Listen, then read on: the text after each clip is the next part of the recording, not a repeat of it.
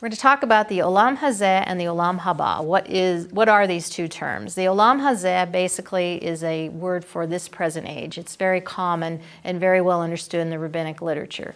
This present age, meaning this particular age, the time of darkness, the time of wickedness, it's called night, it's called darkness and sin, etc., death on the earth, the time in which the dominion of, we're under the dominion of Hasatan.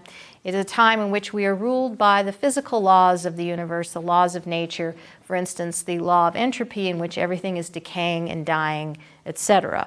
We live within the three dimensions of time and space, and we function under that particular dimension.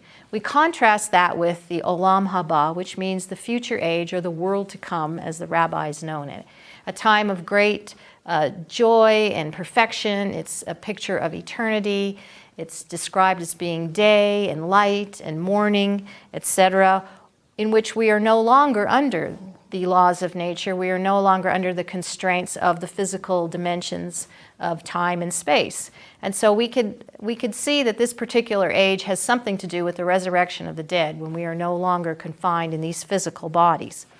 Now, many sages do see that the Messianic kingdom, although it appears to be a different age, is actually connected to the Olam Haba. In fact, that they are basically the same. These terms are interchangeable.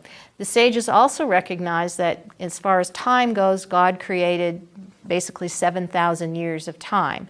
And so that we would start in eternity, we would have 7,000 years of history, the history of man, the history of time, if you will, and then we go back into eternity at the conclusion of the 7,000 years. And so basically in Scripture, the eighth day or the 8,000 year, or however you want to look at it, would be a signal to us that it is eternity. The Olam Hazeh and the Olam Haba basically exist at the same time, one within the dimensions of time, one outside the dimension of time. The Olam Hazeh being a visible kingdom, the Olam Haba being invisible. So here we are on earth, we can't see the Olam Haba, but it breaks through. Every once in a while, it broke through when the Messiah came, and when the Messiah was resurrected, it comes through and breaks through into our daily dimension when we see miracles and supernatural events occur. And so this idea of this invisible kingdom coming into the visible kingdom. An interesting psalm which alludes to this would be Psalm 90. It's a psalm that's read for Shabbat.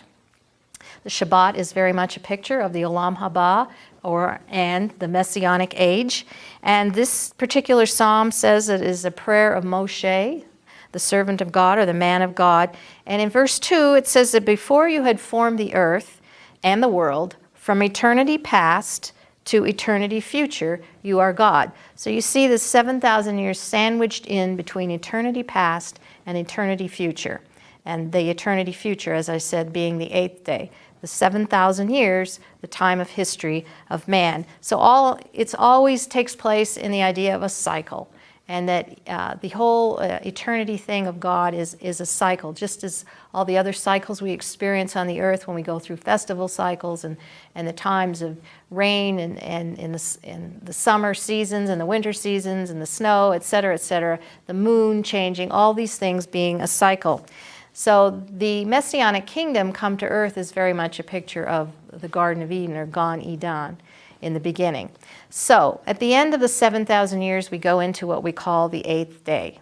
And this would be the fullness of eternity. And so this is all found in this very psalm, Psalm 90.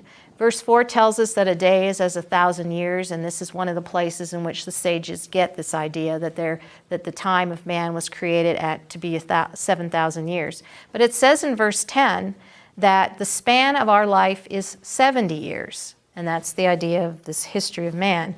But that if we are strong, that is the Hebrew word hazak, 80 years, we will have 80 years if we are strong. So I think that this idea of the 80 years here is a picture of the Olam Haba, the future age to come, the time of the resurrection. So the 70 years speaks of our time in this body on earth, and the 80 years is speaking of the time of the resurrection of the body in the future age. Hazak very much refers to in Scripture as a picture of the Messiah and the resurrection. So this idea of the Olam Haba and the resurrection equated to eternity.